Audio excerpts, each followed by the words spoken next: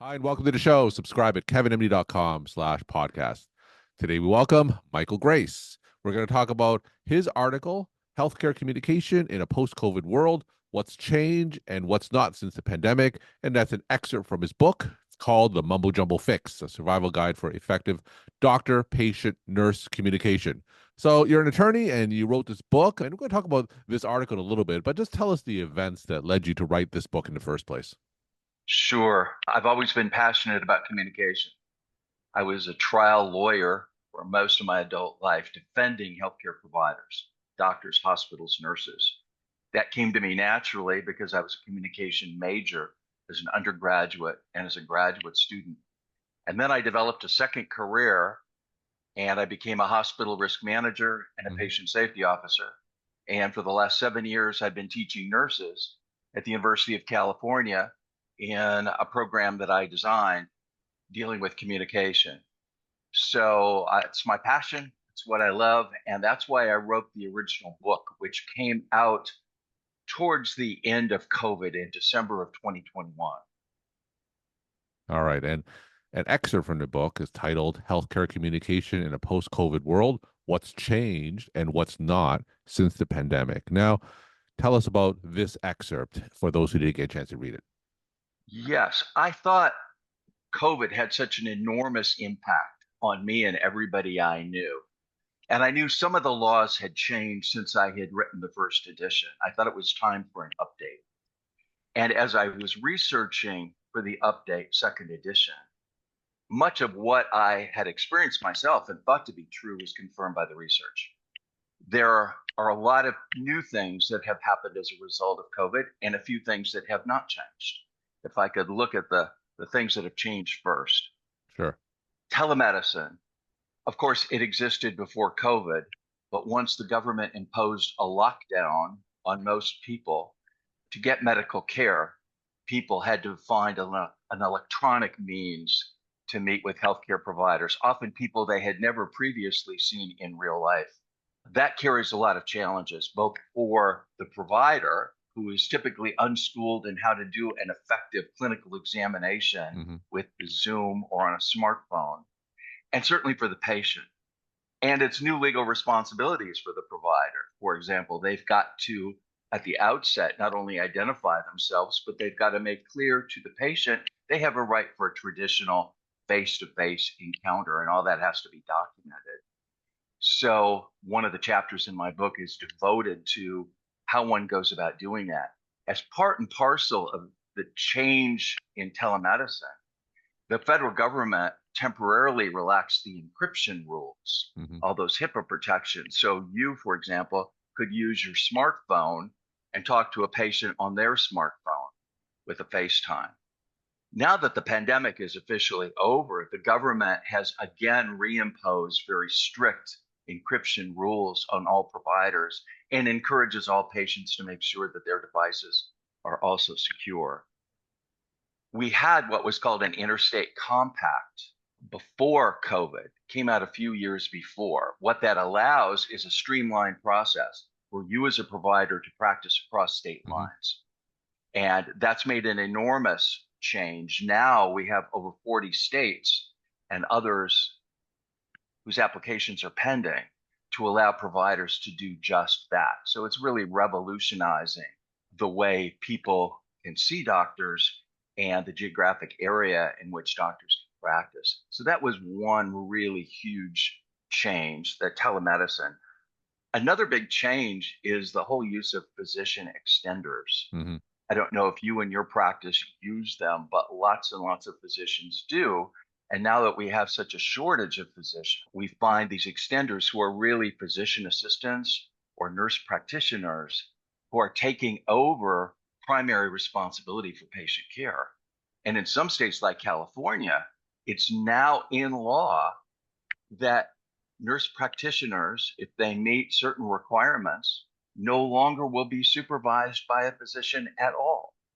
This poses tremendous potential for confusion on the part of parent patients who don't really know the difference between a doctor of nursing practice and a medical doctor, don't understand that this person scope of practice by law is limited compared to what a physician who has a lot more training and clinical experience to get their licensure.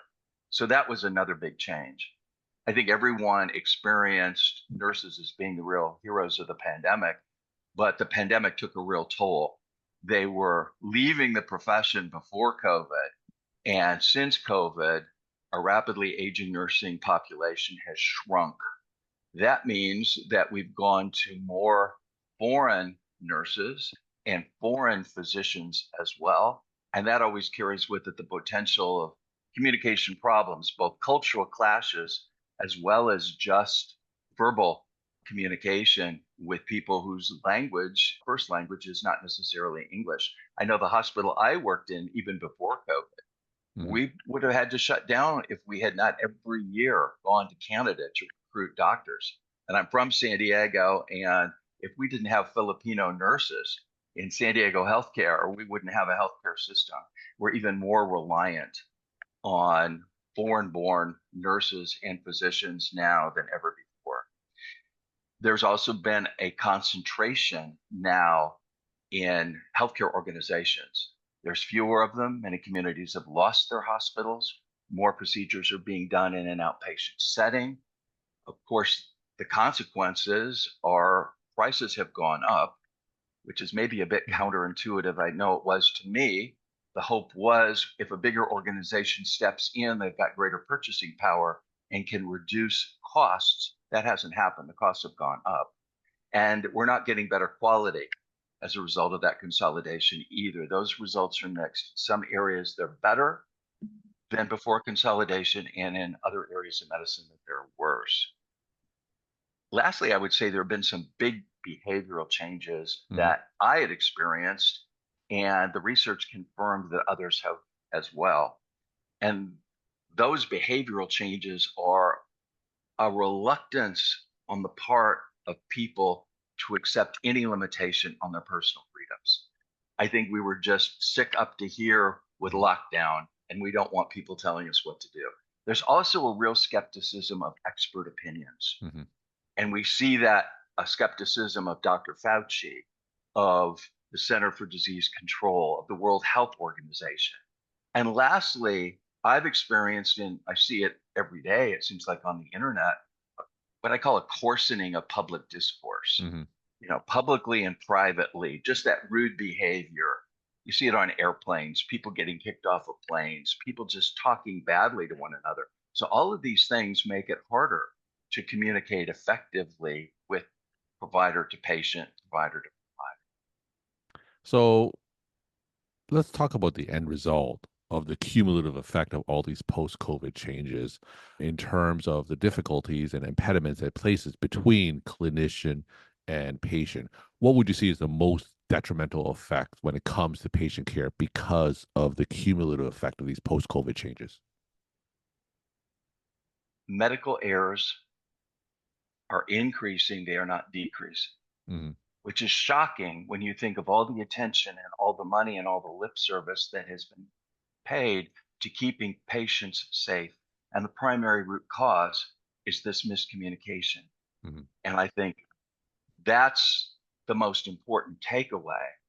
Another takeaway is that patients are still being excluded largely from communication, education in the healthcare field.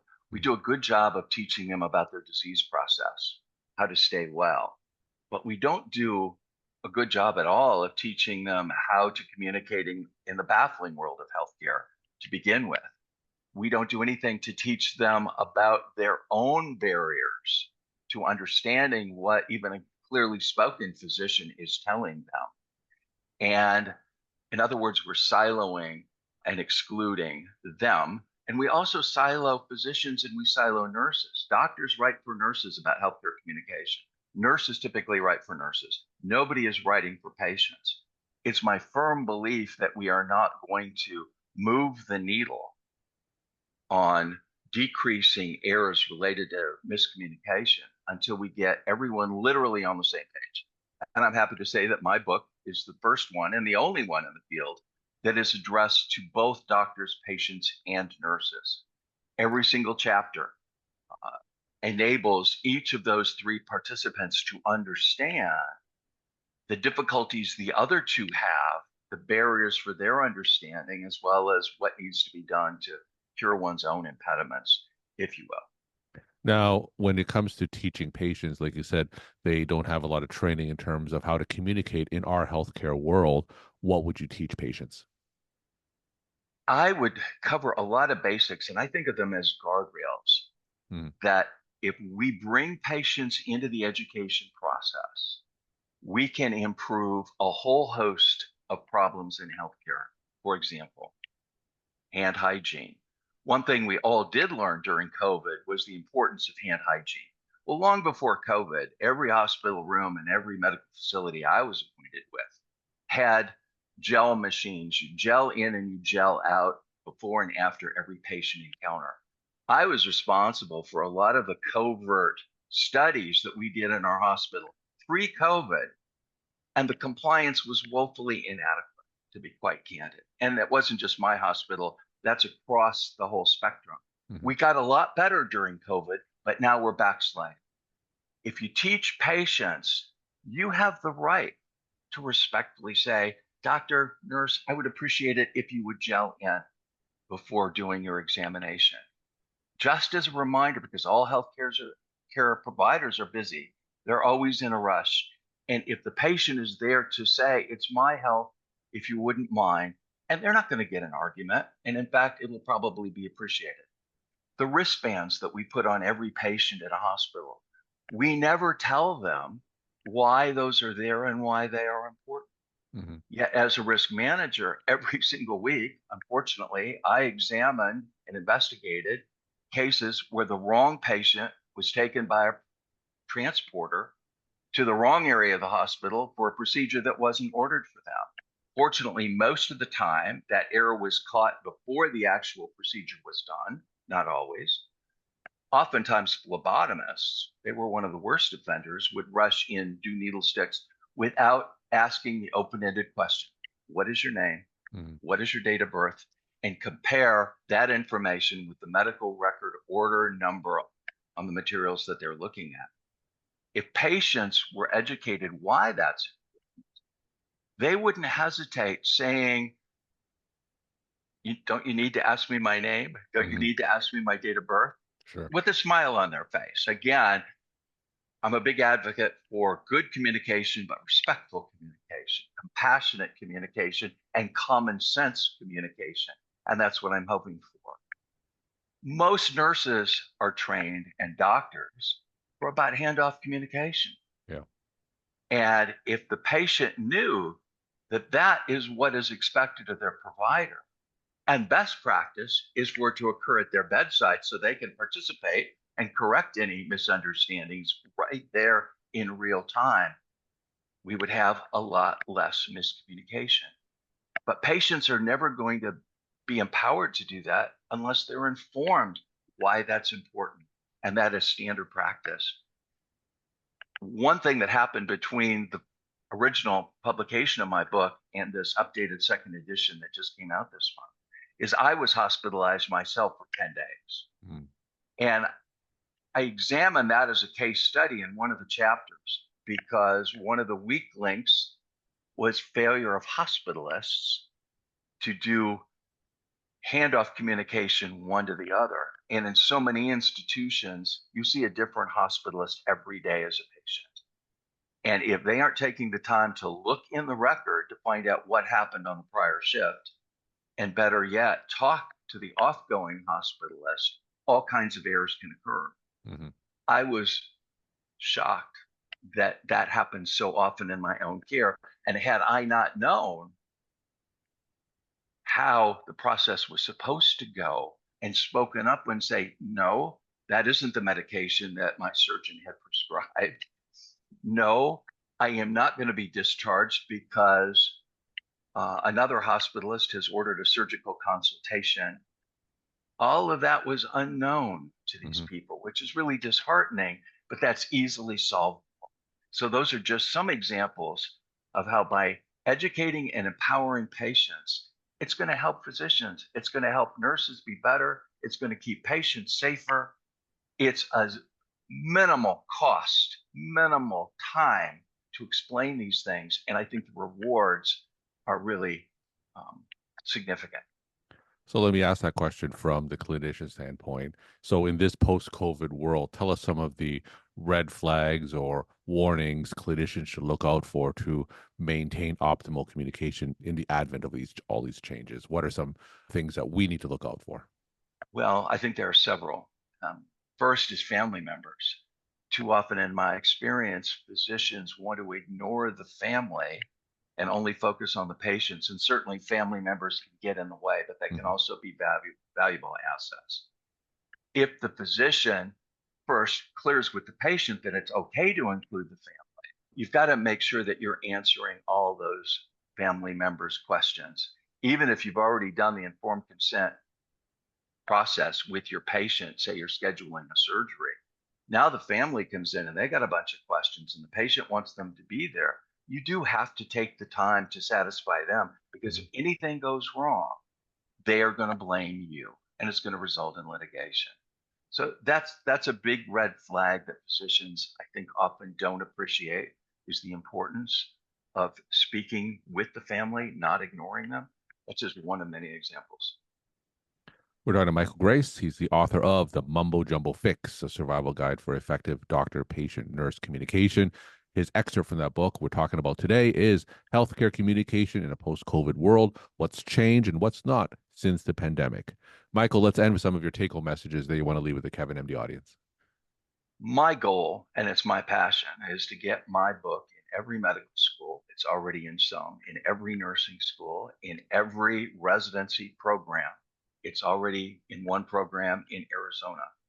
To get my book in the gift shops of hospitals and in front of patient advocates. And it's gotten a great reception and a 5-star Amazon review from physicians, nurses, and patient advocates, because I want to break down the silos.